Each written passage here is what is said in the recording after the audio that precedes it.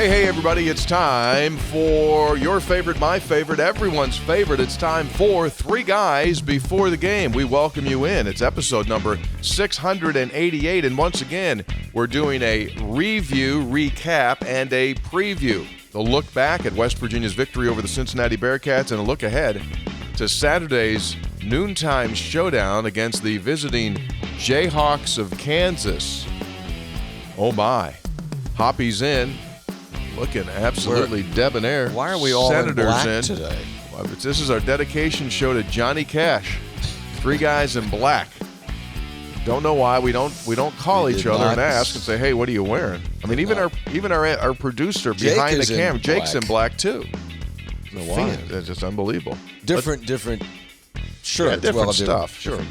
Three Guys brought to us by Gomart. Get yourself that Gomart Rewards card and immediately begin saving. Vinyl Value Days coming up this month. I'll tell you more about that. It's going to be a heck of a day. Three Guys brought to us by Lou Wendell Marine Sales in St. Albans. They sell family fun, basically boat weather out here today as we record. I mean, pretty doggone nice. Visit LouWendellMarineSales.com. Tudor's Biscuit World. Start your day the homemade way. I got a special coming up for them boys. What now? I got a new special for Tudor's coming up. You don't want to miss that one. Three Guys brought to us by Comax Business Systems, keeping West Virginia's business data safe, secure, and efficient for 25 years. By Jan Dills, attorneys at law. They won't take no for an answer. Jan Dills, attorneys at law. And by Connolly CPA Group, providing value beyond numbers. All right. I'd like a little Tudors right now with my game day grind. It'd be nice, wouldn't it? I almost brought you guys something today, but I didn't. Right. No, you don't need to. So I shouldn't? No, because we owe you about 100 of them. It's all right. Go ahead. I'm never sorry for anything I gave away. Very nice, Hoppy. Thank you. That may become the theme of our podcast today. Don't know how, but it just might become the theme. We could use a theme. All right, so let's jump in here. West Virginia, a victory over the Cincinnati Bearcats earlier this week, Tuesday night, at Hope Coliseum. Interesting game in the sense that it had some drama. Had some drama. We did it. The hometowners went up by double digits in the in the first half. Hope this doesn't become one of those coughing episodes. I don't think it's a coughing. I think it's a voice clear episode. So West Virginia goes up 13 in the first half. It settles in closer at halftime. Then West Virginia again leads for the large chunk of the second half, but the visitors from the Queen City, they come out there and they spurt. They go 11-0, and all of a sudden West Virginia's lead gone and now deficit. Then the world champions, they say, we got a situation here, and the two big three-pointer guys, I'm using basketball terms here. Three-pointer guys? I'd never heard that before. Yeah, that's what it says on the scouting, on the other team's scouting. Three-pointer guys. Three-pointer guys. The three-pointer guys, both Honor Huff and Trey Eaglestaff. I'd start using three-pointer guys. Three-pointer guys. And tonight, one of the keys, you've got to watch their three-pointer guys. You know what was weird was hearing you in the play-by-play. I had to catch myself. What was the situation? When you're talking about Sincere Harris. Yeah. Like, wait a minute, who's got the ball? Oh, wait a minute. He plays for the other team now. Yeah, no, you're right. That was kind of weird. It was weird. Yeah, it was weird. Anyway, the three-pointer guys, Honor Huff and Trey Eaglestaff hit memorable three-pointers each. I got some observations about that. Good, because that's what three-pointer guys do. They hit threes. Giddy with that. As opposed to the two-pointer. As opposed to the two-pointer guys, Brad, who are down in the low post, who are two-pointer guys. Sure. Yeah, you can make that case. And so West Virginia then prevails 62-60, a perfect game of symmetry for West Virginia's offense, scoring 31 points in each of the two halves. And West Virginia wins it. Badly needed victory for WVU because you obviously lost at Iowa State and you're going to be an underdog tomorrow against Kansas. You're going to be an underdog next week against the Houstons.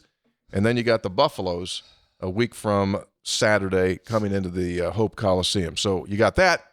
And then later on in the program, we will preview West Virginia and the Kansas Jayhawks.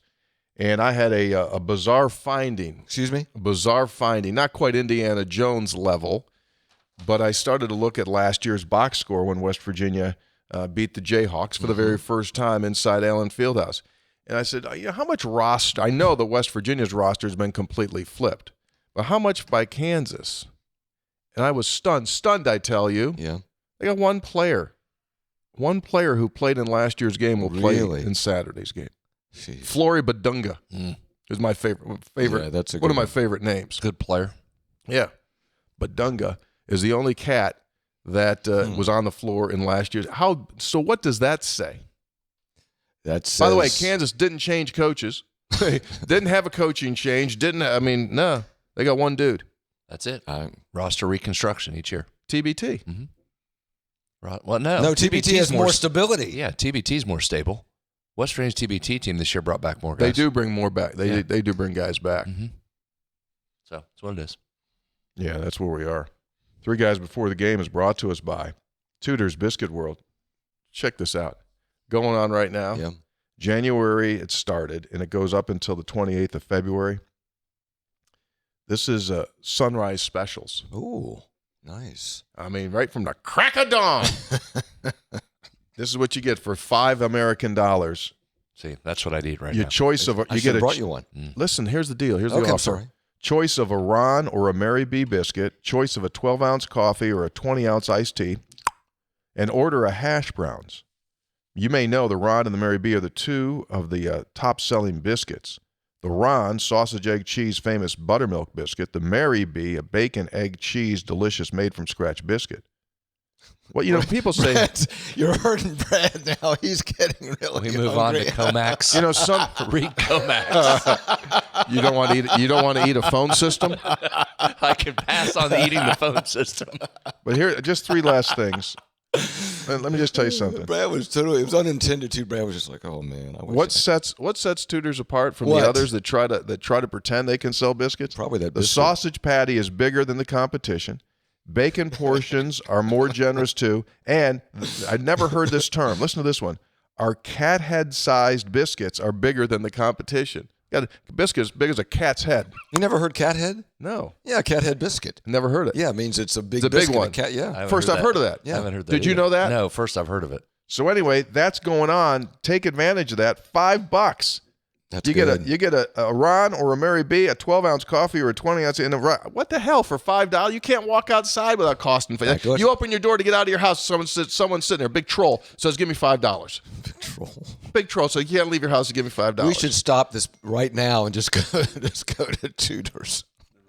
take advantage of it. That's what we say. And as Brad said, 3 Guys is also brought to us by Comax Business Systems. You can't eat their phone systems, but if you own a business and you need a new phone system, they're the folks to contact because they have the elite of the elite when it comes to whatever you may need, whatever your situation is. Everyone's phone system's different. I mean, some people have remote locations, some people have just a bunch of people here, there, but they've got the premier system. You can visit Comax. All their business equipment is available.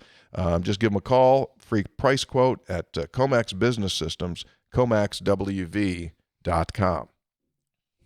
You ready, Hop? Yes, sir. All right, looking forward to this. He's got thoughts that sound brand new, but they're things we already knew. He's got his whip bomb ready, heaven knows. Nice picture. Let's make it quick before his ladder blows. It's Hoppy's obvious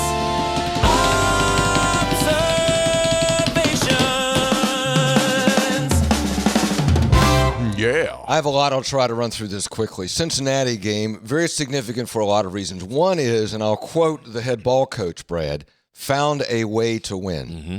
True. Found a way to win. Agree. Meaningful because this team had been in a similar position in other games with comparable competition, didn't win. Yeah. Okay, so found a way to win. Had that 13-point lead in the first half, got away. I know you guys talked about this in broadcast. Turnovers were a problem in the first half. Problem. And also, Coach Hodge talked about this, and I'll let you guys get into specifics. He talks, because they focus on defense, West Virginia, both teams. Defensive spacing. He said sometimes there were 2 guys standing there, and they weren't in the right place. And that's something that is more nuanced, that it's hard to notice just as an observer, but as a coach, you're going like you're pulling your hair out. The big shot by Eagle staff, and at first blush, when I saw it and listened to you guys describe it, I thought, wow, that was lucky. But then I caught myself because yeah, there's some luck, but as the saying goes, the harder you work, the luckier you get. The more you practice, the harder you work, the better chance you have of a shot like that going in. Agree, and I don't want to interrupt your flow. Go ahead. But if you do go back and watch it as you did, he squares up and got in great shooting form. He didn't just chuck that up, and he elevated up over the shorter Day Thomas. Yeah. Right? Had an 8-inch height advantage there or whatever. So I agree. Funny, it was late in the clock. It was and late it was in the clock. right up against it. And Coach Hodge was great shot. He was right on the verge. Because he was about to call timeout to get him out of the jam, but then he hit it. Yeah. Also understand that after the Iowa State game, the coach gave the young man a stern talking to about their defensive effort, and you saw players on the floor. That was the number one discussion point after Iowa State. You got to get on the floor. Ball, and got on the floor late to get the ball at a key point in those final 4 minutes. Correct. Right. Okay. And Coach Hodge talked about the significance of making shots down the stretch, which obviously that's big, making shots. Honor Huff's shot and Trey's shot. Chance Moore. But also, and again, you think about defense, is that when you make a shot, what does that give you a chance to do on the other end? To set up your defense, right? So that was a really good 4 minutes by West Virginia, shutting them down, and you'll have more on that in scoring. The Kansas game coming up. And again, I'll quote Coach Hodge. He says, considering this league, quote, you better take care of home. You better take care of home. This is such a good league, and Brad, it's so hard to win anyway and hard to win on the road that you got to take advantage of that home crowd. And it'll be a big crowd there Saturday. That's going to give you a boost. So you got to take advantage. You got to try to win those home games. And Kansas coming off that incredible, historic comeback win over TCU. They were down 9 with 1:11 and came back and won that game. And Peterson making those 3 free throws right at the gun. Now, Tony, this is going to surprise you. What do you got? Well, listen, get ready because this is going to shock you. Is Kansas shot 40 free throws compared to 24 for TCU. So probably doesn't happen very often at Allen. Well, I'm sure TCU was fouling the young men more often. Well, they probably. I don't know why you're trying to make a conspiracy there. I'm sure TCU committed way more fouls. It was obvious. Bill Self said his team, up until the last couple minutes, he described his team as pouty, and really? Bad body language. Called him pouty. But, and this is worrisome if it's true, he said the best thing was the Jayhawks came together as a team. Now, Tony, that's a problem if this talented team has come together as a team. Yeah. So we'll find out. Okay, so that's Kansas. You guys will talk more about that. WVU women, one got away from them against 17th ranked Texas Tech. Brad, you got to make shots. Didn't make shots down the stretch. Didn't make shots. Yeah. Had a costly turnover late. So there's that. And this stands out to me. Washington Husky quarterback Demond Williams says he's entering the transfer portal, even though 4 days earlier he signed a contract with the Huskies estimated to be worth $4 million. He walked that back now. He's staying now. He walked it back. He did?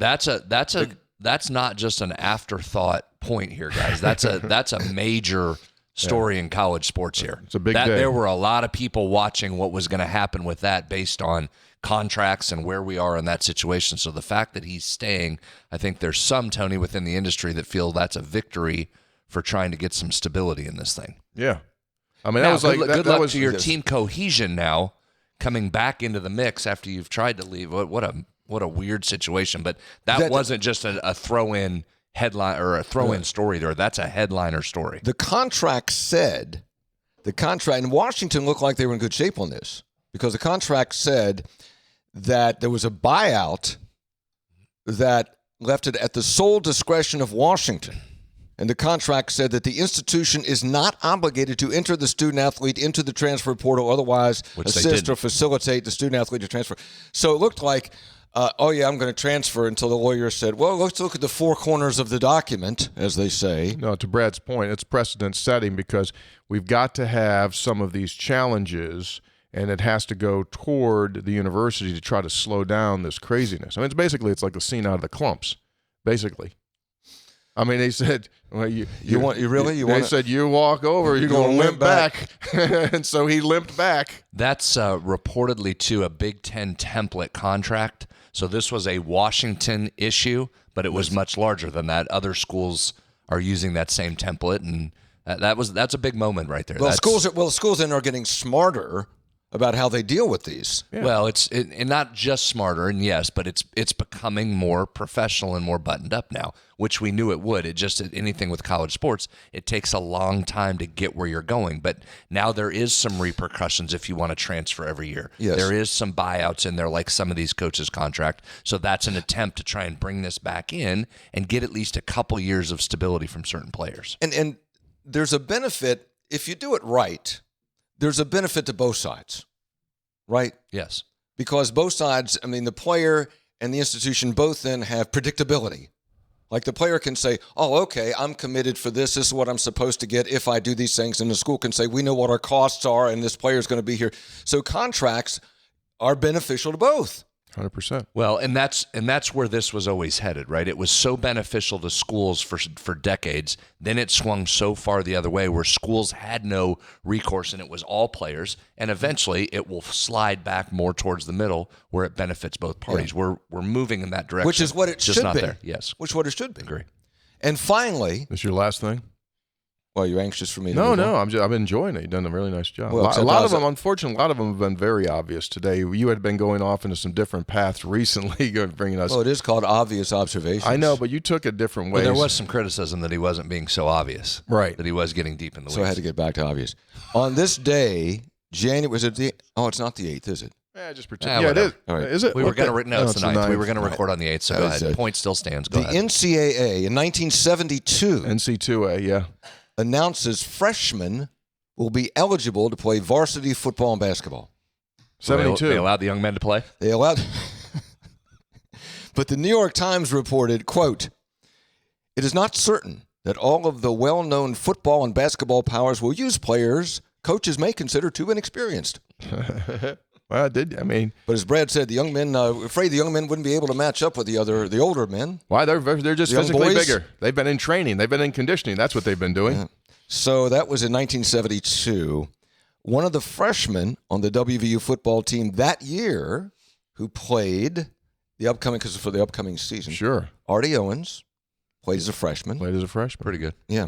Didn't do much, 13 attempts, 72 yards, but had a great career, 2,500 yards. Quinn Buckner was one of the more substantial Indiana. freshmen Yeah. when freshmen first became eligible in 1972. Started both football and basketball Wow. for the Indianas as a true freshman.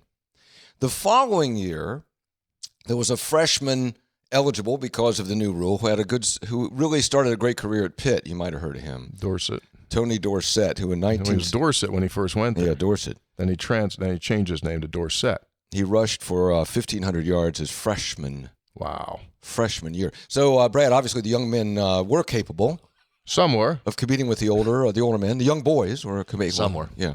Some had physical conditioning. And finally, I spent quality time with Fine Look and Phil this week. You want to show that picture? You were over at Phil's. I spent a lot of time with Take Phil. a shift. Did you fold anything? No, I was just in there. There we are. Oh, yeah. Oh, yeah. Tape measure out. Love Phil. he had the tape on. Yeah, And- but you and- can't see it, but he's got those I got pins, those in his sleeve. And Phil took care of me. Here's my obvious observation about Daniels and Phil. They have really nice stuff. Gorgeous stuff. I mean, Yes. nice stuff. And I buy clothes, me, once every 5 years. If that. But yeah. Maybe 6. Mm-hmm. So it was like I go in, like I need shirts, I need ties, I need a jacket, I need slacks, and I need the coats that you've made fun of and the shirts you've made fun of tightened up. Got to get them fitted. Did you bring them over? Oh, yeah, just brought them all. Ebo in the back. Just take care of it. Ebo Yeah, make the whole just thing take care of it. perfect. So So brought you're it getting all. all Could have this. just made you a whole new suit coat just in the back there. Could have. Could have just made the whole So thing. you're getting all this Master stuff Taylor. because you're going to the legislature? I needed to do it. Okay. Well, good. we're We're happy glad you went did. over there. We're happy that Had a you did. great It's a visit. great visit, right? Yeah. Oh, I mean, I am, as you know, I am nowhere near you guys on clothes. But you get in that store and you think, Oh, man. Got a lot of stuff. I'd Feel good. I'd like to have 2 jackets. Well, or you're 3. welcome. They're every Tuesday morning on my shift. If you'd like Well, to I clock asked in you at some if you were point. going to be there when I came over. Well, I know, but you know it's Tuesday morning is my shift, not Well, whenever I you couldn't went. come on Tuesday morning. Well, now Tony was there. I just missed you. Just missed you. Yeah. Yeah, I just missed you. And you guys looked really good the other night. You both were dressed very nicely at the ball game. We appreciate that. Thank you very much. Thank you very much. All right. So thanks to Falk and Phil for taking care of me. Thank you, Phil. Well, that was something we already knew. Obvious thoughts from Hoppy's point of view. This segment has been brought to us by Blistex. The lip balm in the blue can, soft lips, smooth talk, that's the plan. That's right, baby.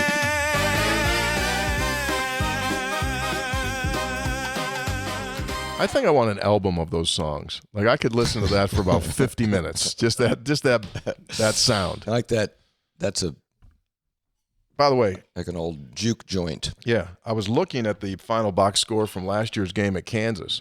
To your point about they shot a lot of free throws the other night against TCU, and I'll tell you 2 reasons why. Okay. One is that's how they play. Their whole purpose is to take the ball into the paint.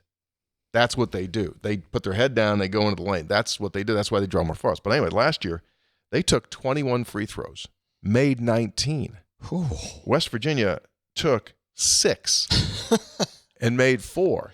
But my point to that is, had you lost that game, what would we be saying? Would have lost our minds. We'd be losing our mind going, there it is again, 21, you know? And so, but that's why they do it, is they're constantly putting their head straight to the all rim. those that is the sole reason why. No, it's not the sole reason. the whistle. There's a little magic. There's a little magic that goes with 'Cause the home court advantage there. I talked to Estridge.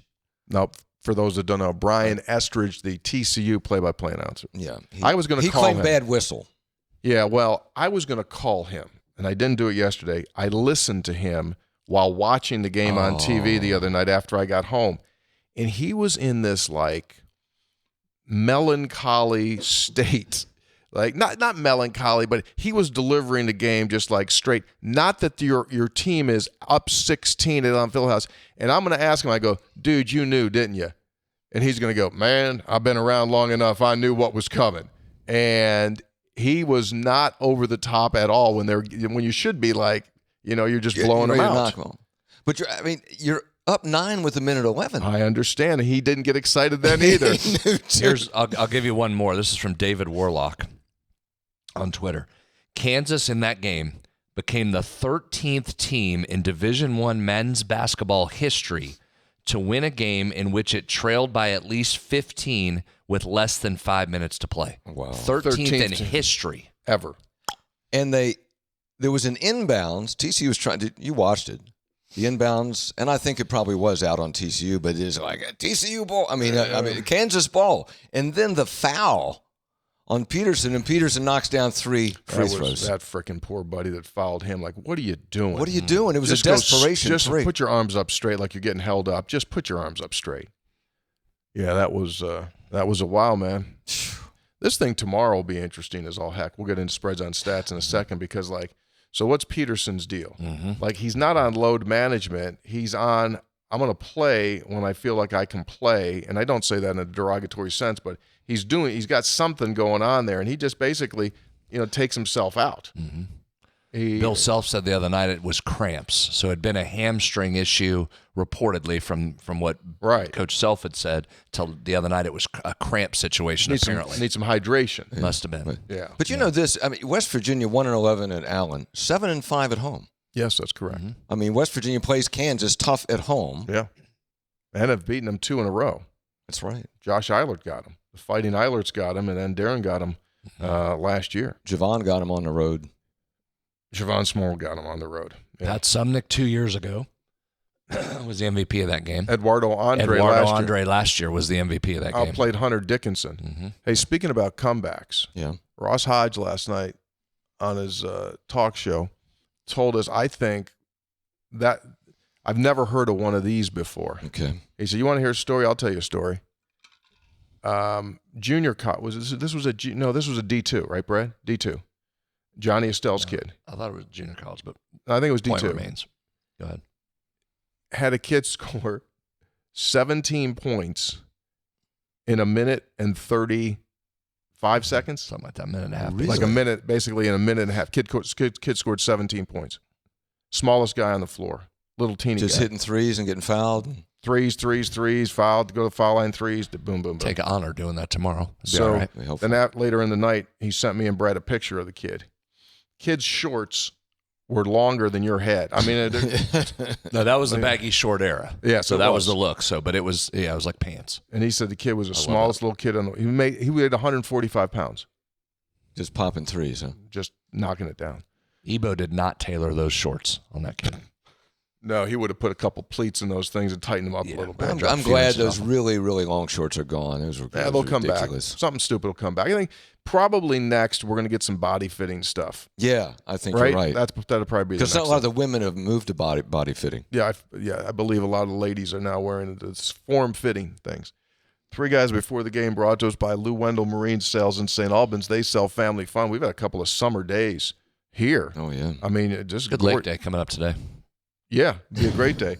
So if you think it's time, when you start thinking about boating season, Lou Wendell Marine Sales, they're there 365, ready for you, whether your boat needs service or whether you need, a couple of things are coming up. Now's a great time before it kind of gets busy and crazy and then you got everything else going on. You can visit them. Why?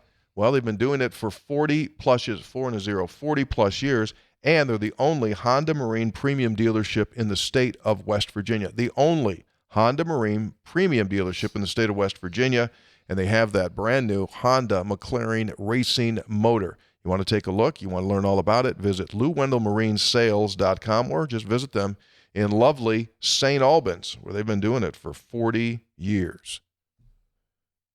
All right, you ready? Let's roll. So I got to recap and then preview both. We got a lot. You Awesome. look forward to these days, or do you feel it's a little bit much? No, I like it. I like it. No load management needed for Brad. Let's go. He's not taking himself. No. He's not pulling himself from the podcast. Let's jump into the analytics portion of the show. All right, here we go. Ready? Spreads on Stats brought to us by the Conley CPA Group. They do provide value beyond numbers. They're the persons and the groups and the folks that walk side by side with you when it comes to your business. What are the right decisions to make? What can you do? What can't you do? What's the rules say? What's the law say? This is an incredibly busy time of the year, in all seriousness, because you're getting all this stuff. You're starting to get the stuff together, and these are when big decisions are made so that you don't end up doing things that cost you money that you don't need to be paying out. Full service accounting, Conley CPA Group. They can also come in and do remote accounting for you and take care of your stuff there. All right, here we go. Let's first look back, as we like to do our preview. What stuff did we think may happen that came to fruition or did not? Hoppy, first and foremost, said the 3-point variance would likely determine the winner in this game, and there were a couple reasons for that thought. And boy, did that come to fruition. Cincinnati came into the game in the 93rd percentile in 3-point attempts, but had struggled to make them. Just 23rd percentile in 3-point percentage. Cincinnati took 35 threes. Nearly 60% of its shots came from behind the arc. That'd be in the 96th percentile nationally. So again, they loaded up and took a ton of threes. They made more than their average percentage-wise, but it was close. That 32% coming in, 34% on the game. And man, they took some questionable ones, I thought, late. Baba Miller with a fadeaway 3 with the game on the line probably isn't the shot you would like. They did that coming out of a timeout. That was surprising. So West Virginia benefited from that. Then obviously on West Virginia's side of things, they made double-digit threes for the 4th time in the last 5 games. West Virginia shot 48% from 3, which was led by Honor Huff. Another blistering night, 6 of 10 on the night. A lot of those in the first half when you built up that big lead. The other reason I thought threes would determine the game was because coming in, the two teams, Cincinnati and West Virginia, had taken fewer shots at the rim than every other Big 12 team save for one. Houston was the only team that shot less attempts at the rim. That played out as we thought it might, Hop, based on the averages. West Virginia only had 10 field goal attempts at the rim, 21% of its shots. National average is about 32% of your shots at the rim. Cincinnati only had 12 attempts at the rim, 19% of its shots. And think about that, guys. They play a 6'11 dude and a 7'2 dude and only got 19% of their shots at the rim and don't shoot the three well. So from a game plan perspective, I thought that played right into West Virginia's hands.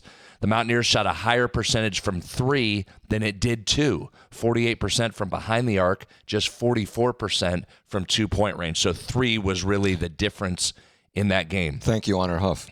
We talked about how quickly they like to get shots up, meaning Cincinnati. They want to shoot it fast.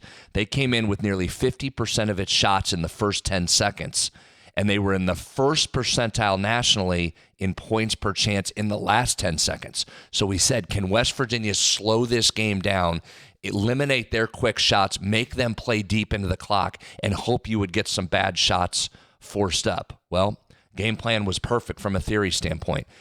West Virginia cut that shot percentage in the first 10 seconds in half. That 50% of their shots on the year, 25% of their shots in the first 10 seconds on Tuesday. So mission accomplished number one, slow them down and make them run offense. 67% of their shots were threes, and they made 40% of those when they shot it quickly. So that was part of why. They had 23 total possessions that were longer than 20 seconds. 23 total possessions. There were 65 in the game. That's what you want. That's what you, if you're West Virginia, that's what you wanted. You wanted to slow them down. So 18 of those were in the final 10 seconds of the clock. The other ones came if the clock was reset and you kept the ball longer than 30 seconds. But we mentioned they were first percentile in the last 10 seconds. They performed well above their average. That was what kept the game close. You did exactly what you wanted to do, but they performed better than they had all year with that. They shot 46% from three in the last 10 seconds of the clock and were in the 64th percentile in points per chance, not the first percentile. So if they would have shot like they did all year, you would have won that game going away. But they made some late clock shots. But again, you did what you wanted to do. Another key area was coming out of timeouts. West Virginia has been one of the best nationally after timeouts. Ross does an extremely good job in those situations of drawing up a play or a set that generally gets West Virginia a good shot. This was another good game in that category. Third most points in a game coming out of timeouts. Found this interesting. The pick and roll was really effective in this game. It was a season high 20 points from the pick and roll ball handler. A good chunk of those from Honor. That was the second most points he's had on the pick and roll. That's significant from this standpoint, Hoppy. I thought it was another really good stroke of coaching by Ross Hodge. And we talked about this. You mentioned Sincere Harris earlier. One of the best on-ball defenders in the country, not just in this league. We saw that up close for an entire year. West Virginia did a nice job, if you watch that game closely, of taking Jasper Floyd off the ball because that's who Sincere was matching up most of the time. So Trey brought the ball up and initiated offense a lot. Honor had the ball in his hands, initiating offense quite a bit, which took their best defender and put him off ball rather than on ball. Now, I did think like Jizzle James was very good with ball pressure. I thought Cincinnati's defense, you're going to think I'm crazy, I thought they did a better job against West Virginia even than Iowa State did. Now, West Virginia didn't hit shots against Iowa State, but they got much better looks against the Cyclones than they did against Cincinnati for a lot of that game. I was impressed with Cincinnati's defense that came in as a top 10 team, just like Iowa State did. But nice coaching move to just make that little switch, put Jasper off the ball. Now, that limited some of his offensive productivity because it took him out of what he normally does, but it was a smart move overall team-wise. West Virginia shooting, to my point about the Cincinnati defense, 9 guarded catch and shoots, only 4 unguarded catch and shoots. So West Virginia made some tough shots and couldn't just rely on catching and shooting. Had to use some more dribble drives, dribble jump shots. Another thing that jumped out to me was, Hoppy, you mentioned those turnovers, and that was really what kept Cincinnati in the game throughout, was their ability to force turnovers. West Virginia just had too many. But then when the game switched and got tight, West Virginia went basically the final 10 minutes of the game without a turnover. Wow. I thought that was absolutely critical. The only turnover in the last 10 minutes was on that very last play when Jasper inbounded it and the ball was tipped by Baba Miller on the inbound and it fell down and they had to heave one up. That was the only turnover for the final 10 minutes. So that was impressive and I thought an important part of the game. Couple other numbers from the game. I thought Trey Eaglestaff, so the three that he made is going to live on for a long time as one of the more important shots of this season in terms of getting a win. Just massive. But what was also important for him, he played the final 6 minutes of that game without picking up his fifth foul. And you needed him in there. Had he fouled out or not been back in, maybe you don't get that three necessarily. So Trey with another game where he did a bunch of things for you. 8 rebounds and just playing really good defense for 6 minutes in a physical game without getting a foul. That was huge. You mentioned the Honor Huff and Warner. I mentioned it earlier. The Trey Eaglestaff three, the kick out three to Chance Moore when Jasper backed him down. And that's what that back end's designed to do. When they go to Jasper in the post, what they're looking for there is they think he can either back the smaller guy down and end up with a good shot, or he's waiting. So he's working clock, backing in. Can I get close? And eventually Cincinnati said, all right, enough. And they dropped down and threw the double team at him. He kicks it to a wide open Moore who knocks it down from that right wing. That right wing was key, Tony. Here's why. That had been West Virginia's least favorite spot from three, shooting its worst percentage from around the arc from that right wing three on the year. But against Cincinnati, it was the most effective. 5 of 6 from the right wing three, including Chance and Trey's three. So that was a critical spot of that. Good stuff. All right. Yeah, I got very more, but good. that's probably enough for the recap. You know, it's interesting. I'm looking at the plus minuses, and you can. Some people buy into them, some people don't put a whole lot. But Trace and Eaglestaff led West Virginia plus 13, and then the 2 freshmen, Amir Jenkins and DJ Thomas, were plus 8, and the only other player on the team that had a plus was Jackson Fields, and he was plus 2 and only played a minute and 48 seconds. So point is, those freshmen, Jenkins and DJ Thomas, to be plus 8, that's pretty significant. Very. I'm sorry. I do have a couple more on Cincinnati before we move on. Stunner. To your point, the message, as I mentioned earlier, the message after Iowa State, there were a lot of different messages. But number one was about you cannot allow loose balls to just bang around. And they were in the first half, right? But in that second half, not only is Amir Jenkins on the floor, and not only did he kind of get it with his legs and sit up and grab it, but Honor's right there, Harlan's right there. Guys were going down and picking up loose balls, and that was a critical moment for Amir. Another really good game from Amir Jenkins. That's now in his last 5 games, which includes 2 Big 12 games and Ohio State. He's got an 8-to-1 assist-to-turnover ratio. 8-to-1 over the last 5 games. So he continues to get better and better. Honor, we mentioned the 6 out of 10 from 3, which he's got to make threes. That's what drives the offense on this team. It frees everybody else up, and it's just a game changer. Man, is he fun to watch shooting it, and he was great. But here's what jumped out to me, guys. Led the team in rebounds. Smallest guy on the floor led the team in rebounds in Honor Huff, and you needed him in the second half in particular when he had 5. And Hop, that was massive because Cincinnati was getting on the offensive glass in the first half on you, and it was a problem. West Virginia in the second totally controlled that, got the 5 offensive rebounds, held them to just 3 offensive rebounds in the second half, and that was part of what changed the game. One last note on Honor. He hit his 5th 3 with 18:05 in the second half. He had 5 threes at the 18:05 mark. He didn't hit the next one until that and one late in the game. So there was a big stretch in there where West Virginia had to find other ways to score and was able to do just enough there to get that win. Good report. 62-60, West Virginia wins it over the Cincinnati Bearcats. Coming up, we'll take a look at the Kansas Jayhawks coming into the sold-out Hope Coliseum. 3 guys before the game is also brought to us by Jan Dill's Attorneys at Law. They won't take no for an answer. They specialize in the areas of disability claims and military benefits. If you or someone that you know needs help filing those claims, that's what they do, and they've got clients in all 50 of our states.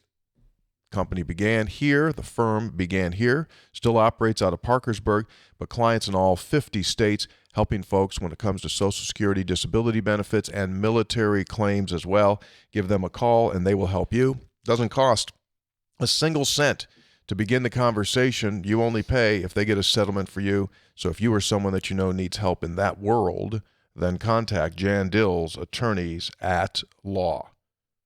Three Guys Before the Game is also brought to us by Gomart. I've been telling you about these vinyl value days. So here's the dealio. Just keep this day in your pocket. January 29. 29 January. Wow. That'll be this month's vinyl value day. And I'll have more details, but that's the day that you go in with your app, and there will be a product, a very well-known product, that you will pay $19.75 pricing on. Can you say what it is? Not yet. Okay. Soon to be revealed, but a major brand, the product. Major brand product. Major brand. Yeah, you got to have the app. You got to have the app when you go in that day, January 29. Boom, you get it, and off you go. It'll be very, very nice, very civilized. Fun very promotion. I like this. This is good. They'll do it every month. Vinyl value days. I'm going to do Make a note on that, Hoppy. I am. Don't know if you'll be here or in the Sahara. Also, triple reward points Saturday coming up. Absolutely. Tomorrow. Get those triple reward points. All right, let's jump in here now. What do we have for the Kansas Jayhawks? Yeah, you hit the number one point that I had down here is what is Darren Peterson's status? Does he play? If he plays, how much does he play? How long does he stay in the game? We're going to say this a bunch, so just bear with us. But the guy's a dude. Yes. Right? Clearly, consensus, one of the top 3 picks of the NBA draft coming up here this next year.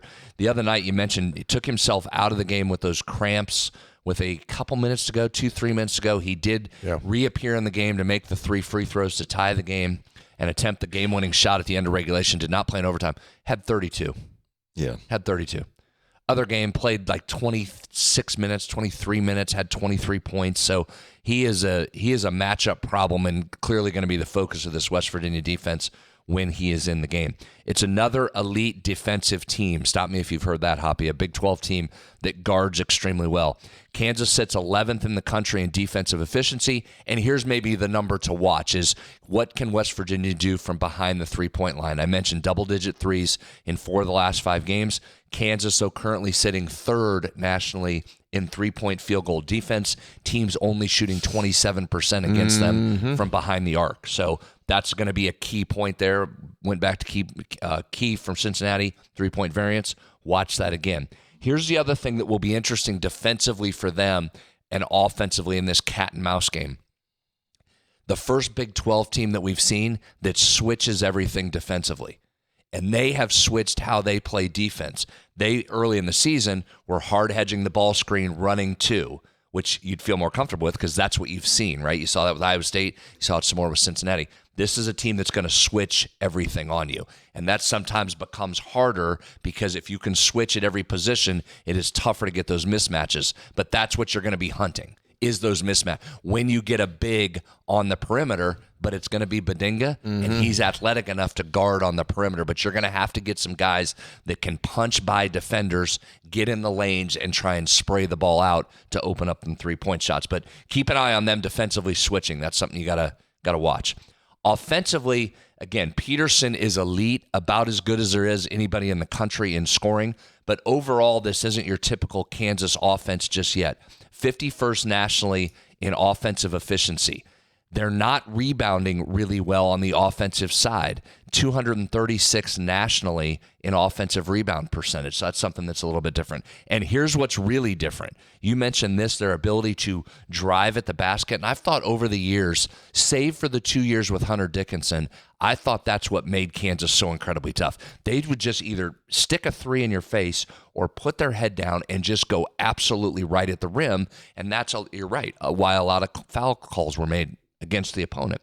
But they're not getting to the line much this year. Just 9th percentile in free throw attempt rate. So keep an eye on that. Can West Virginia play that defense without fouling and keep them off the line? They will push the ball on you. 80 percentile nationally in the last 5 games in terms of fast break points. So they're going to get up and down the floor. So you've got to get back on defense. Might limit your offensive rebounding a little bit because you've got to get back in transition. But you better stop hop. You better stop transition or you're going to have an issue. Really good from 3. Again, a lot of that's Peterson, but overall team-wise, 40% from 3. But they only have 4 games with double-digit threes made. They're 3-1 in those games, as you would expect. Peterson, again, such an impact player, takes 40% of Kansas's shots. 40% of their shots. What do you do with him?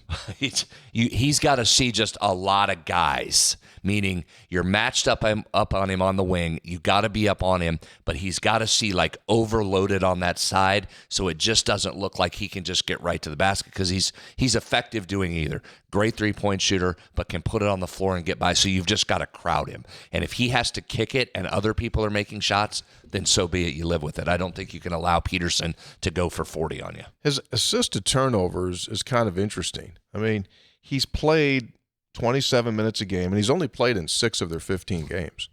But his assist to turnovers, 13 assists, 11 turnovers. So a couple things. Number one, he's not passing it a whole lot. 1, 40% of their shots, right? He's not. 2, he will turn it over. You got 13 and 11. Well, but he's got the ball a lot. Yes, understood. That's why I'm saying that's why he's got to see a bunch of people. And if you can get the ball out of his hands and he passes it, so be it. At the very least, make tough shots, right? Make shots over multiple guys. And if he does, you can't just straight run 2 at him, right? Maybe occasionally you'll do that, but you don't want. They have good enough other players. You run 2 at him, and he does pass the ball, then someone gets a wide open shot. So he's a hand. There's no question he's a handful here. He's an absolute handful. Maybe he'll cramp up. Well, that'd be all right. I'd take that. Badunga, really good. I thought last year, Tony, when he played, and in the second half, Bill Self went to this because Eduardo Andre was chewing up Hunter Dickinson. If you remember, they came off to the sideline. Dickinson saying in the huddle, "I don't know what they're doing. What am I supposed to do?" I mean, West Virginia was absolutely eating them up. Second half, Bill Self, Hall of Fame coach, adjusts to that and played the 2 bigs to take advantage of West Virginia's lack of size that it had last year, and that's when Kansas made its comeback and was very good. You're going to have to get a body on him. He is the guy that is their offensive rebounder. He's in the top 7% nationally of all players. They don't do it great as a team, but he's very, very good at that. Also an elite shot blocker. So just like you saw the 2 guys in Baba Miller and Chom from Cincinnati dissuade you from going to the rim a lot, although Chance Moore was excellent going right at them. You're going to have to do that with Badunga too. Badunga. I keep saying his name wrong. I have a struggle with that one. Badunga.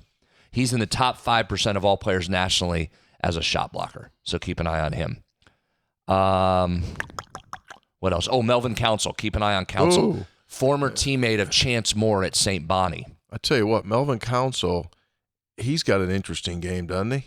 His arms are incredibly long, puts the ball on the floor, and he just says, I score every time I go to the basket. He and Chance Moore are in the same, I take the ball to the rim club. They do. He scores a ton of points. But here's what's really interesting. He's a different player when Peterson's out.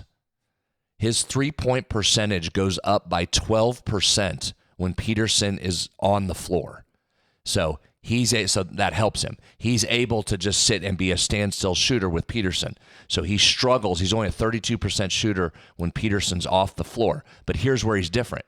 His turnover percentage goes up 2.5 times when Peterson is off the court. Makes some sense, right? Because he becomes the guy that's the go-to scorer with the ball in his hands mostly. So when Peterson is on the floor, you got to watch him from 3, as we talked, right? Because you're paying so much attention to Peterson, it frees up Council a little bit more. When Peterson's out of the game, you got to get up in Council a little bit and see if you can force some turnovers off of him. Yeah. What's computer say? For the game, you mean? Yeah. It has Kansas by 3. That's okay. Just one of those games, Hop, with the young lads and the co-eds need to get up there and root for the home team. Make shots. Crowd should make have a full difference. building. It's sold out on tickets, so I would assume the crowd brings it and need to make that a difference, right? This needs to be one of those games where the crowd carries you through. Mm-hmm. Play well enough, give them something to cheer about, carry the day. They've only got one bad loss. They do have 4 losses. They've lost at North Carolina. They lost to Duke. They lost to UConn at home. And the bad loss was last Saturday against UCF in Orlando. Now, you don't think Coach Self might bring that back up to them before they go out on that court You might tomorrow. remind the young men. A week ago, this is what we were. We were favored to beat UCF, and now I want it. So we'll see. Yeah, and here's what's interesting. That bad loss, that's the 44th ranked team in the country by the computers. UCF's having a hell of a year. So all of their losses to number 27 North Carolina, 7 Duke, 8 Connecticut, 44 UCF. So I know there's some people out there, you look at this Kansas team and go, that's not just, they're not as good as they normally are. They're probably not a national championship.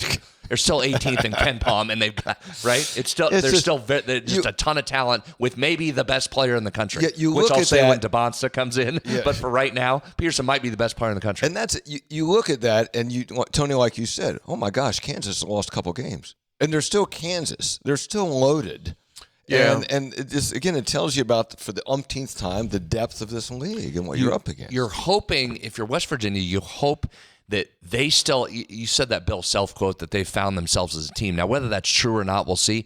You kind of hope they haven't because of Peterson's in and out of this lineup, both in terms of games. What'd you say he played in 6 games so far? 6. So you not only have that, but then you have him within games. You're not quite sure, if you're Kansas, how many minutes you're going to get him for. When is he in? When does he come out? How much is he there? So you hope that you get a little bit disjointed Kansas team, and that leads to some missed shots or some turnovers, and you can take advantage of that. That's the hope going into this. And then go play well. Yeah. Make your shots. So let me fill you in on this one as well. Yeah. So they're 18th in Ken Palm. They do have 4 losses, but internally, inside the Kansas fan base, like, they are very, very unhappy and very, very disappointed. And here's why. Because this is unfamiliar territory to them. When they're ranked nationally, like, it's almost, they look down their nose at being anywhere from 10 or below. Like, that's, to them, that doesn't even count in being ranked. And they look at this new Big 12 and they're going, wait a second. Iowa State is above us. Iowa State is above us. BYU is above us. Like, that Texas does not. Tech. Texas Tech, that don't sit well.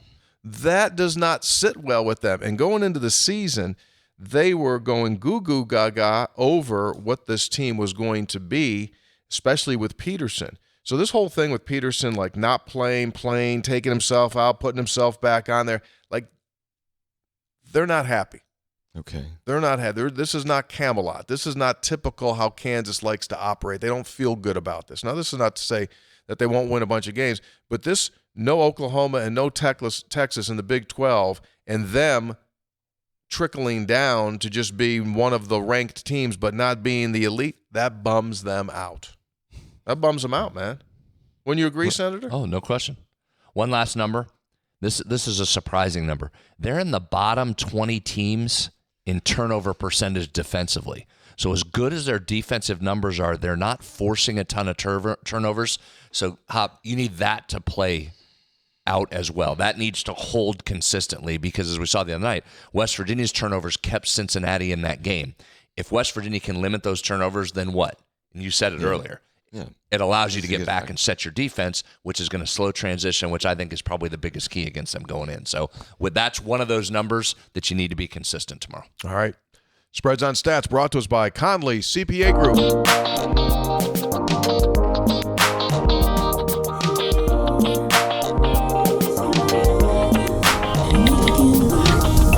This is Textual Healing, your opportunity to give us some of your questions, some of your comments. You saw the number there just a second ago, 304-404-4083, 304-404-4083. We're open 24/7. It's sponsored by Episode 800. That's our website. And boy, I tell you what, our coffee had a huge couple of days.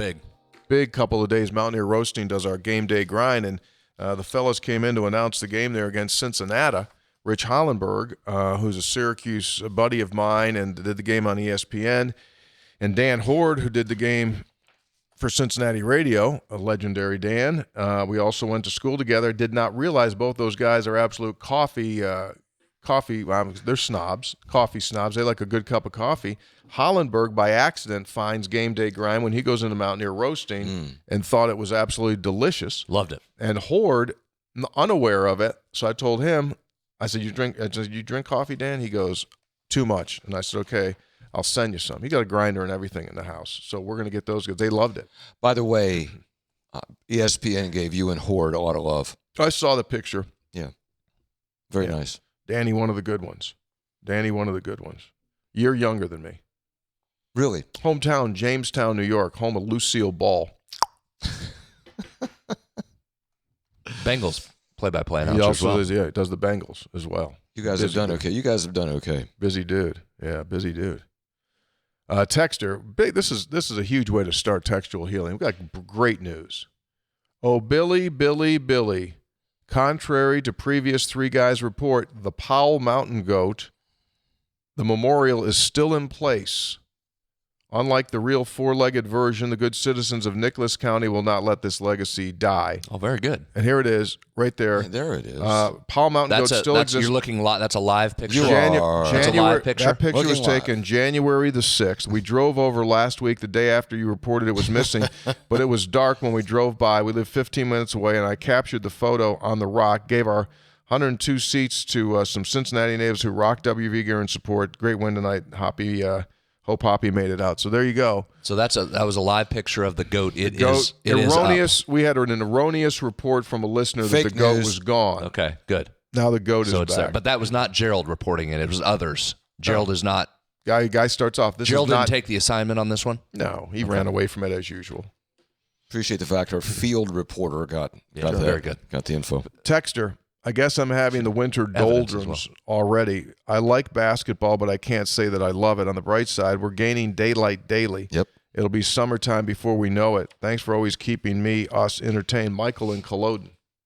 Remember Michael brought us that fudge? It was good. That's Cincinnati. Don't send us any sugar anymore. Oh my gosh. I'm off no. sugar. Are Not doing you sugar. off completely? Yeah. Me and the wife decided 1 January, no sugar. You know what's challenging about Seriously. that, as What? you should know. Look at the label. With There's- I'm fine. All right, never mind then. Fine. Go ahead. Texter. Fred McPherson You know writes in. everything. No, I'm not eating that stuff. I'm not eating processed stuff. I'm eating clean. I'm not eating stuff out of bags.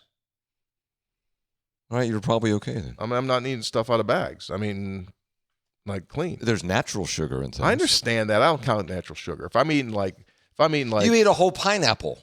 I do. I mean, there's a lot of sugar in that. The hell with that. That's not processed sugar. It's sugar. I don't care. It's not processed. All right. Well, I mean, some would say the fruit nowadays is It's a pineapple. heavily processed. A lot of stuff. Great. What do you want me to eat? Drink a glass of water and call it a day? I mean, you said it. We didn't say it. You Yeah, said you- you jumped everybody else's. Yeah, I Taste just was how clean asking you're eating. and trying Yeah, to we're give you just- info on Just it. trying to Yeah. help. You're like jumpy. You're you know what? This lack of sugar. He's twitchy and jumpy. has Yeah. made you Twitchy, cranky. jumpy, defensive. Get you. Gordy Glucose over there going to run me a monitor. Well, hey, you're the one that said you're not on any sugar. We're just trying to point out. Maybe you didn't know that. I don't know what you know and what you don't know. I should probably Just trying to help, Exactly. right? Yeah. Okay. I well, should help. probably clarify that and Well, say not eating processed sugar. Whatever. Eat whatever you want. So cookies, candy, that kind of stuff. I had to build a cookie guy last night, Brett. I gave him the high sign. You stopped him? Yeah, he gave me my plate, and I said, "I'm out, man. Can't do it." Well, I hope your mood improves. Shut up. Got a long way to go. Just relaxing watching the latest episode. Here's what this current basketball team needs: 12 players like our boy Nate Adrian, signed by Fred McPherson. Well, Good these guys were on the floor in the Cincinnati game. Yeah. They played hard. No, but they could go back and watch some Nate. Well, Nate was. Little Nate will help. him. Well, there's no reason why Nate can't play now. I think Ankle. that days. I think that Unfortunately, What's that? He's got ankle issues. It's Otherwise, hell- he would be a great midseason acquisition. He would be. And maybe he has a few minutes. I mean, you could put him in tomorrow. he got no minutes. He never played in the NBA. No, he didn't. No. He got He no. wasn't- He got no minutes. He got no minutes left. He done. That ankle's cooked. Okay. Hey, three guys. I'd take him for a few minutes. I was on a Major League Baseball site that had an article about the 2026 NL Rookie of the Year candidates. J.J. Weatherholt, leading vote getter with 30%. While I wish he played for the Reds instead of the hated Cardinals, I'll still root for him. There it is. Weatherholt favored on on the Pipeline Executives prospect poll. I tell you what, he should be. I mean, the Cardinals are absolutely just abysmal. I don't know why they wouldn't want to get one of their most talented guys, get him up there. I know there's contract stuff, but they need some talent. They're just not the same Cardinals that they've been. Not very good. So I would think you'd let want guys go. Get Weatherholt up. Let's go. Obviously, we root for Weatherholt, regardless of whether if you're a Cubs guy, hate the Cardinals. If you're a Reds guy, hate the Cardinals. But you root for Weatherholt. But I hope that because the expectations are through the roof for him. I mean, you read the St. Louis media, it's like, oh, Weatherholt's coming in like he's going to be a savior. But Brad, you can't be a savior if you don't have other guys. So they need a ton of help. They're just not very good.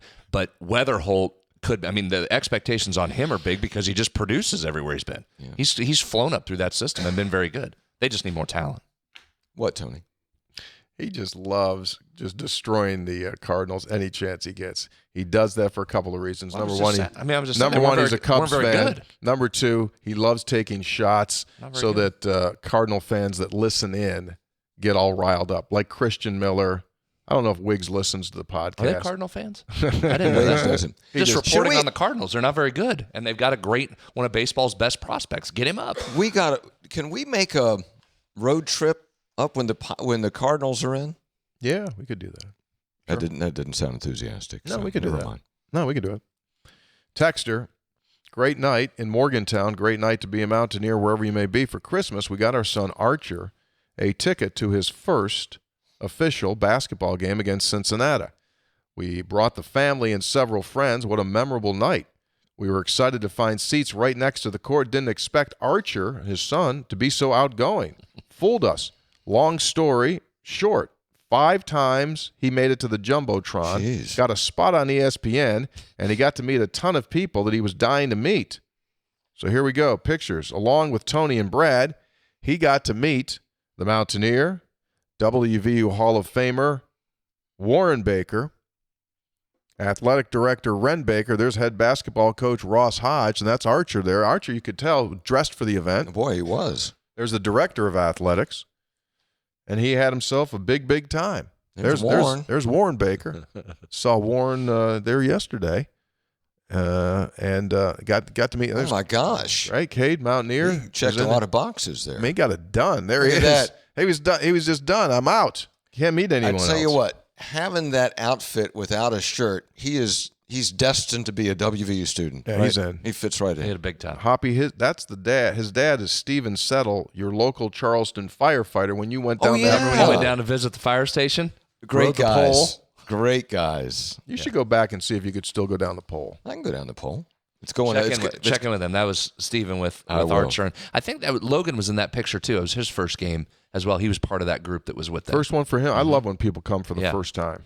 I love when they come up to me and they go like, "This is the first time I've been." I love awesome. that. Because you don't forget that. No, you don't. Especially when it's a win like that, Yeah. exciting game. Yeah, it's fun for them. Texter, a big thanks to Dave for correcting one of my orders. He moved fast and the coffee was received along with a nice note, fictitiously signed by 3 guys. Well done, and the coffee is mighty smooth. Signed by Charleston Blair of Memphis. We signed stuff. We didn't fake it, did we? We don't fake any I think we signed autograph. something. Dave's always in here bothering us. Hey, sign this, sign this. Of course, customer service elite from Groover, king of retail. Oh yeah, absolutely. Homeless will be there Saturday. Homeless is in. Yeah. I talked to him last night. Yeah.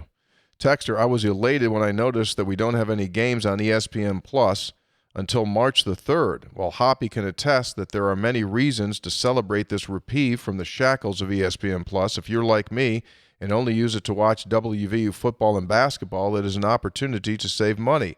So, with that being said, I've decided to dump Donald Duck and reallocate my $15 into the Championship Resources Fund. Please respect my decision, as it was an easy one that required limited thought and consideration. Signed by Clay, once a Mountaineer, always a Mountaineer. So he's on the Championship Resource Fund. Yeah. That's the game. That's the folks at Golden Blue Enterprises. Yeah, there you go. Texter, hey guys, halftime thoughts. I worked most of the half to sync up the Sync My Game audio. I don't know what it is with King McClure, but his voice hits me like an 8th grade biology teacher. By the way, Salt Rock Junior High School is in Salt Rock Junior High. We were the Salt Rock Indians. We were named the Indians because there was a rock near the school with Indian hieroglyphics on it, and Salt Rock was named Where are we going with this? I Because don't the know, but you've farmers said used to salt put rock a lot. salt on a rock and Salt rock. Okay, fine. Hey, so I have trouble syncing up. I can't Why? get that. Why? Well, because the audio's way ahead of the video. So, Pause the audio. okay. You just pause the one that's ahead, count. I mean, it is a little bit of a process. I get it. But Yeah. you're watching, right? When something happens, then you pause it. Okay. And you see when it happens on the TV and you're counting 1, 2, All right. 3, 4. So you know how long to hold the pause. Then you release it and it should match If you're up. listening on just the audio stream, On Varsity app, yeah. you should pause it. Okay. That's what I do. Because I was back and forth, because right now I wasn't doing that, so you guys were like 2 plays ahead. Yeah. So I was back and forth between Right. ESPN and between you guys. Yeah. But the ESPN guys, when they were giving you love, said I wouldn't blame West Virginia or Cincinnati fans if they turned down our sound and Wow. listened to you all. Rich said Rich that. said that, yeah. Well, that's awfully nice. of That him. was nicely said by, because that's usually a sensitive issue. Yeah, Oh, yeah. he was great. You're right. That's a direct very quote. nice of Said I him. wouldn't blame either fan base. That was nice. Yeah. So nice of Rich. just pause it, do a little quick count. Can you come over and Yeah. take care We'll of that? take care Yeah. of it for you. We'll get it done. We'll get that done. I know. A little bit. I get it. It is. I'm not It's- taunting you. It's a little bit of a process, but Okay. You can do it. You can do it. Man, you used to run all these buttons here. You can be able to take care of that pause button. Yeah, I'll work Won't on be a it. problem. Try to get that worked out Saturday. thank you for trying. Sure. Texter says last year, all I heard about was DeVries was running. He runs good stuff. I don't hear that this year, and I don't see Hodge running good stuff. Am I wrong? Oh, he runs good stuff. Yeah, well, we just talked about that, particularly coming out of timeouts. When he runs sets, it's outstanding. It's just a different way to do it. Again, Ross's system is really mostly defensively, right? You want to talk about running good stuff? That defensive system, when it gets up and running, is really good stuff. Offensively, he is less there's more reacting off certain tenets of the system. Ball screens and where guys are supposed to be, and spacing is a big thing, where Darren literally had a playbook that had 100 and some sets in there, so he was constantly calling out sets. Ross is a little more, has a few key sets, and you run different things off those sets based on what the defense is doing. Tell me this. That makes sense. Because you guys are there, you guys go to practice, you guys talk to the coach. What is it that he is, if he is, really struggling with this team? What is a hump that he's having trouble getting over? Yeah, I don't know that there's any struggle with it necessarily. I would say the challenge is when it's an entirely new set of guys, and it's what I just said. The defensive system, there's a lot of things that you're asked to do in this defensive system that just so many guys don't do. And some of that's communication. I'll go fast here. And this sounds ridiculous to say communication, where you call, when you're on the ball, you got to call ball. When you're on the rim, you got to call rim. But that's important so that the rotational pieces, when guys are rotating, they know who's in what spot. And if there's a lack of communication, or you don't call rim and another guy gets to rim, you talked about defensive spacing earlier, that's when guys aren't communicating. And so not every system talks as much as he requires you to talk here, because you're playing, you're having to get guys overloaded into certain areas. So if you end up with 2 guys right next to each other, it leaves some space. So communication's a challenge. Just the effort in which it requires, where your body positioning goes, is different than what most people teach. So there's just some different things that guys are having to get used to. Tony, what do you got on that? I think that this defense will continue to improve as the season goes on. I think this defense in years to come will look significantly different and more efficient. For those that have watched Ross teams in the past, they say like this is just the beginning of what his defense is going to be. And a lot of that's because the more you're in it, have you heard this before? The more you do something, the more second nature it becomes. So as you get some guys that carry over into this year, and then more guys carry over into the third year, it's going to look different because guys innately know what they're doing. They don't have to think about where they're going next. And then you got to make shots, because Well, there's offense, times, yeah. and sometimes they haven't. Yeah, And that's- offensively. Well, welcome to basketball. Yeah, offensively, they've got a ways to go. Okay. No question. All right. Texter, hello, gents. I was watching the WVU Cincinnati game last night and noticed Coach Hodge going through lip balm like Brad and Tony go through peanut M&Ms. I wonder who goes through more lip balm, Hoppy or Hodge. The yearly consumption has to be off the charts. Ross been hitting it pretty hard. I didn't know Hodge was a Yeah, but lip balm guy. he's a stick guy instead of a can. You're a Is can. he? He goes stick. Well, right now I got a tube, but I can go can. You're versatile. Texter, thoughts on the football transfer portal signing so far and what you all think we still need to add. Also, Tony, is your New Year's resolution still to say Yahtzee when someone makes a 3-point shot? I laugh out loud. I saw a clip from the Pat McAfee show. Pat, years ago, wanted me to say Yahtzee every time someone hit a 3. That would get old. Yeah, never made that transition. Portal's moving along in good shape. I'll tell you this. They just got 3 big boys. It's busy. I was over there yesterday, and it's Grand Central Station-esque. I mean, they were working people through this hallway, coming back this hallway, through this hallway. But I did have the opportunity, Okay. as I was in the building yesterday, to see Rick Trickett. Oh, boy. How was that? Fantastic. Is he happy to be back? Happy to be back. Looks good. He always looks gold good. He's and in blue. great shape. Looks good in gold and blue. Don't necessarily like when he was wearing that red down there at Jack State, with all due respect to Jacksonville State. He just looks better in gold and blue. So he was in the room, man. He was watching tape.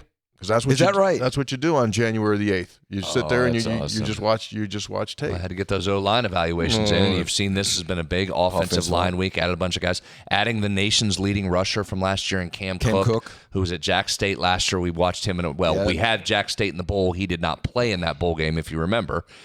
Nation's leading rusher. He led TCU in rushing touchdowns 2 years ago. Really? So it's a guy that's, he can play. Michael Hawkins at quarterback comes in from Oklahoma. So that gives you Fox and Hawkins at the quarterback position. So they said they were pleased with where they thought they would end up in the portal, and it's moving in that direction. Got a receiver from LSU here is one of the most recent guys. So continuing to acquire talent. So they feel good where they are. Got to get a couple more pieces. They get a couple more pieces, which they think that they will, and they said that they will be totally comfortable with what Another D lineman or two probably added into this mix. Well, like I said, it's like players are like meatballs. You can never have too many. You can never have too many meatballs. You can never have too many players. You get as many guys as you can get. Now, can Mesidor come back? I mean, is his eligibility done at Miami? He's concluded his eligibility. This will be it. It was. Well, I don't know. You don't know that. His name, like last night, how many times did his name get mentioned? A billion, especially in the pregame. Yeah. He played. How about speaking of always a West Virginia connection, Antonio Brown's son Malachi Toney with that big touchdown run and an unbelievable what that was catch. almost a catch on the almost a sideline that catch. would have been the play of the year. That's incredible. Yeah, always connection. Players. Yeah. Players matter. Players matter. Players matter. Who are you taking tonight? Well, players matter. Ole Miss got all the way to the semifinals and almost won playing for a natty. They don't have a coach. They don't have a coach. Of course, that cut into. I feel bad for Lane Kiffin because he lost money last night because it would have Heartbreaking. Indiana, Oregon. I would ride. I am not good at these things, but I would just. I think Brad in gaming and gambling, you ride the until you don't. So I would just ride Indiana. To see this, it is it's hard to beat a good team twice in football. I mean, Oregon might have a little something here. This will be interesting because what's the line? Indiana's been playing absolutely fantastic. So it's got to be like fantastic 2 football. But listen, this is an Oregon. This isn't a little engine that could. In Oregon, this is a heck of a team. They got 2 West Virginia connections. You've got the Cignetti connection. And you've got Rob Mullins, the athletic director at Oregon, Morgantown. There was native. a connection last night. Sure. On the sideline with Sean Dawson. Shannon Dawson. Indiana 3.5. Did you ask me what the line was? Indiana By the 3.5. way, is this going to be a legitimate national championship because the SEC doesn't have a team in No, there? it won't count. No, you're mistaken. They have to have a team in it. So it's not going to be the national championship. It's the best league in America. So they must have a team. They must have a team, and I think you've got that. You might have that. I'm mistaken. My bad. I mean, for the last 3 years. Wait a minute, they haven't for the last 3 years. Well, there's something up with that because that's clear. It is real quick. Last thing before we get out of here, it won't. But this should probably go ahead and just tell us. Quit with the general sweeping generalizations here about this league. There are really good teams in all leagues, and there are some bad teams in all leagues, right? Which is everybody's point when certain leagues want automatic berths, number one. Number two, how about the ACC? Clemson and Florida State go through all that fighting because they deserve more money because of their brand. The ACC says, all right, fine. Winner gets to keep all its playoff money. Clemson, go ahead. You've been in the playoff a bunch. You can keep – oh, oops. It's Miami that's in there that's keeping all the money now. Ding, ding. Got to go. 3 Guys brought to us by Gomart. Get a Gomart rewards card. Go to Gomart.com for details. Vinyl Value Day is coming up January 29. By Lou Wendell Marine Sales in St. Albans. Well, they sell family fun. Visit LouWendellMarineSales.com, the only Honda Marine premium dealership in the state of West Virginia. By Tudor's Biscuit World, start your day the homemade way. Got that special, sunrise special for $5. Woo, is that a nice special? Oh, Take let's advantage. go right now. By Comax Business Systems, keeping West Virginia's business data safe, secure, efficient for 25 years. By Jan Dill's Attorneys at Law, they won't take no for an answer. And by Connolly CPA Group, providing value beyond numbers. Our time is up. Episode number 688 into the book. We'll be back next week. We'll recap. That's Monday, right? Monday, Monday, yeah. What's We're on on? Monday morning. Monday morning. Okay. We're recapping the Kansas contest, and we'll chat a little bit more about recruiting. And that'll be pretty much after the next couple of days. It's pretty much the majority of it done. All right, we're out. Special thanks to our producer, Jake. Be good. See you.